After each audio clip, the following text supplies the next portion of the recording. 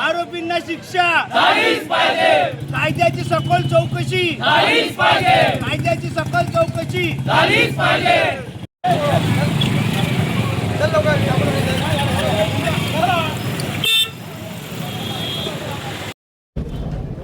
आज कडकडीत बंद करण्याचा उद्देशाने हेतू सर्व व्यापारी वर्ग, सर्व विविध पक्षाच्या संघटना मिळून आज झालेली घटना अतिशय गंभीर असल्यामुळे त्या घटनेचा निषेध करणे आणि पोलीस विभागाला सहकार्य करणे, कारण पोलीस विभाग ताकदीनं तपास करत आहे।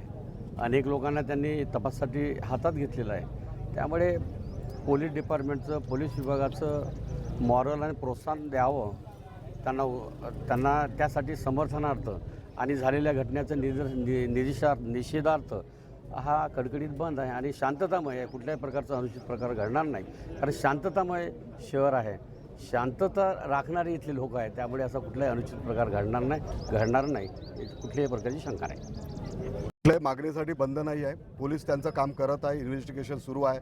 त्या ऑडिओ क्लिपच्या माध्यमातून जे ज्या नावांचा त्या ऑडिओ क्लिपमध्ये उल्लेख आहे, त्या ऑडिओ क्लिपच्या माध्यमातून जे व्यक्ती आहेत त्यांना शोधत आहे। काही लोकांना पोलिसांनी इन्व्हेस्टिगेशनसाठी ताब्यात घेतलं आहे। जे लोकांचं लोकेशन, एका बाईचं लोकेशन ग्वालियर दाखवत आहे, तिलाही पोलीस ट्रेस करतील।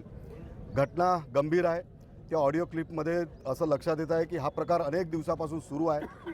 त्यामुळं आपल्या हिंदू महिलांच्या, मुलींच्या जीवितवाला यातून धोका होऊ शकतो। त्यामुळं जो मजर कुरेशी आहे त्याची बायको याच्यामध्ये आणि तो स्वतः याच्यामध्ये आहे। मजर कुरेशी हा गोह तस्करीमध्ये आहे। त्याच्यामध्ये जुन्या याच्यामध्ये चौकशा चालू आहेत की तो देशी कट्टे वगैरे या परिसरामध्ये विकतो, असंही भानगड आहे। अनेक हिंदू महिलांना तो पळून नेतो आहे, त्यांच्यासोबत शरीर संबंध जबरीने करतो आहे, अशी माहिती आहे। त्यामुळे या सर्व घटनाचं जे मोठं सिंडिकेट आहे पोलीस तपासात उघड होईल। आम्ही पोलिसांना सहकार्य करतो आहेत, पोलीसही त्यांचं काम व्यवस्थित करत आहेत।